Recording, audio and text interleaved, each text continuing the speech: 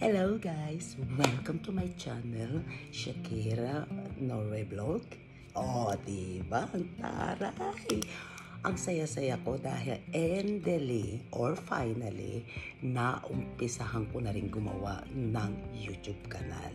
At eto, papasalamat ko sa anak ko kay Letty dahil kung hindi dahil sa kanya, hindi na ako nag-umpisa. At meron pa akong isa na dati pa nagsasabi, Shakira, mag-umpisa ka na mag-vlog. Sabi ko, paano ba yun? Hindi ko naman alam yun. Di ba, syempre nakakaidan na rin tayo, di ba? Pero ang feeling ko, bakit hindi? So, nakapagbigay sa akin ng idea yan dahil na rin sa alam natin na COVID, walang nangyayari, di ba? So, para bang naisip ko na bakit hindi? Pwede rin akong gumawa ng vlog. Kung yung iba kaya, bakit ako hindi? So kaya eto ang aking final, nakapag-umpisa na rin at pangalawang video. Diba?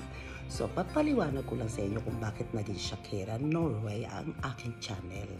Unang-una, ang pangalan ko talaga, Luz Biminda Flores Villanueva. Diba, ang taray, ang buong mapa ng Pilipinas, dinala ko na Luzon, Visayas, Mindanao. So yun ang talagang pangalan ni Shakira. Pero dahil si Shakira kilala sa dito sa Norway na pag-MC sa mga iba-ibang lugar, mas nagustuhan nila ang pangalang Shakira. So inisip ko, bakit hindi?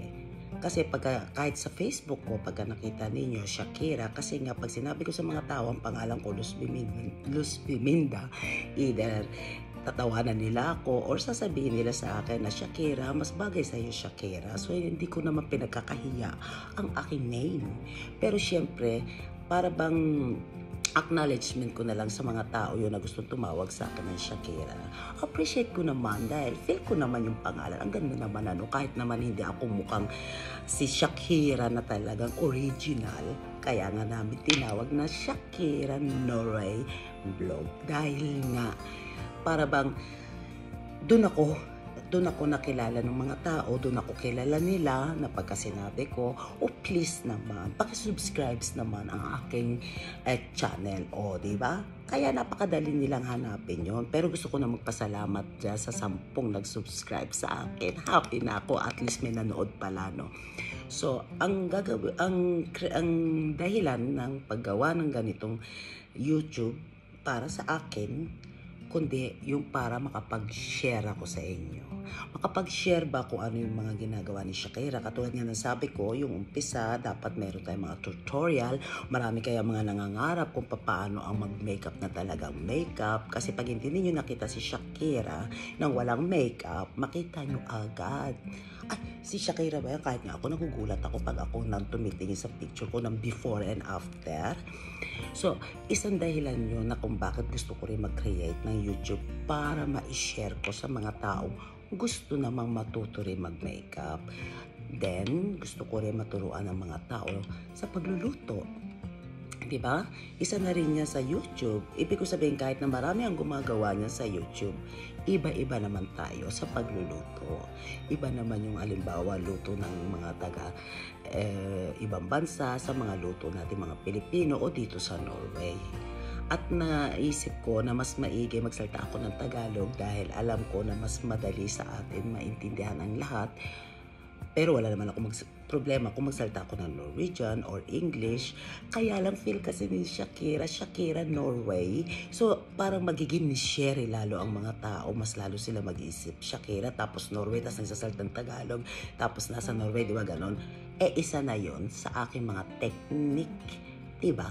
Maggagawa ako ng ganun para masyado man-share rin ang mga tao. Pero syempre, mga kilala ako, alam nila na dito ako sa Norway.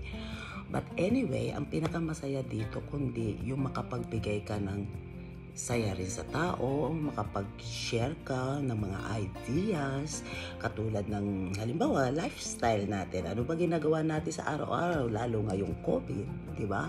Wala tayong masyadong mga nagagawa. So ito lang palang paggawa ng YouTube. Nakakatuwa na rin, hindi lang para sa iba, kundi para sa atin. Yung para bang, ngayon alam ko na po pwede akong gumawa ng video. Yung para bang ganun, yung para bang yung COVID natin na wala bigla dahil meron na tayong pinagkakaabalahan. So doon ako natuwa. happy talaga ako. Thank you nga pala anak, dahil yung anak ko si Leti ang tumulong sa akin sa paggawa nitong YouTube kanal ko. So next time na punta kayo dito, huwag nyo kalimutan na mag-subscribe para makita ninyo all the way kung ano ginagawa ni Shakira, kung anong video ang nilalabas. Kasi ngayon kailangan ko lang magpaliwanag kung bakit naging Shakira Norway.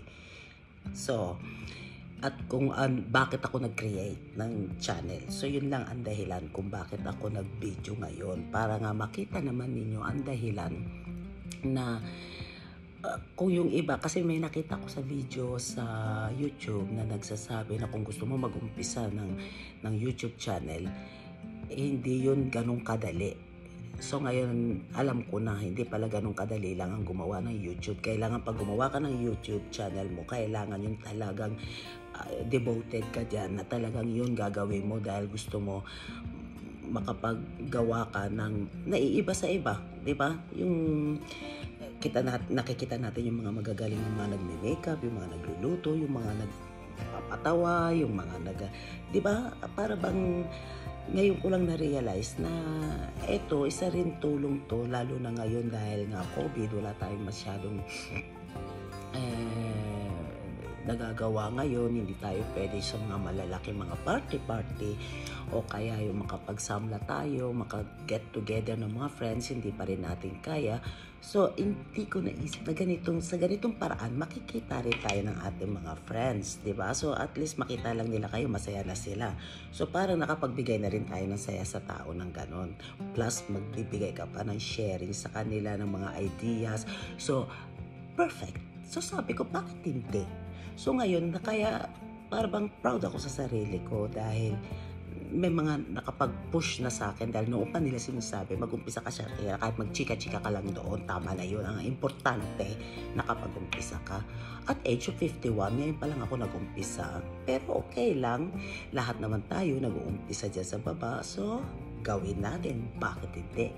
So mag-follow na lang po kayo sa aking kanal at sana po lagi kayo mag-iingat dyan at tandaan nyo po ang Shakira Norway Vlog at ma-subscribe kayo, makita ninyo ang next kong video. Tingnan ko kung makapag-video ko ito Saturday dahil talaga napakalaki ang mangyayari sa aking buhay. Dahil antay na lang natin sa Sabado, okay? So kailangan po mag-subscribe kayo kung gusto nyo lang po na mag-subscribe. Kung gusto nyo malaman kung ano ang aking mga video na ilalabas, marami pa. Kaya lang ngayon, syempre, kailangan dahan-dahan muna ako kasi hindi pa masyadong si Shakira. So pagpasensya nyo na po ako kung hindi pa ako masyadong magaling dito sa YouTube. Ang importante lang po nakapag-umpisa na ako. At saka yun ang maganda. Dapat ganun ang gawin natin. Yung mga gusto pa rin mag-umpisa dyan, yung mga gusto mag-umpisa, kung kaya ng iba, kaya natin. Kaya yun lang po sasabihin ko sa inyo. So have a nice day at ingat po kayong lahat. Bye!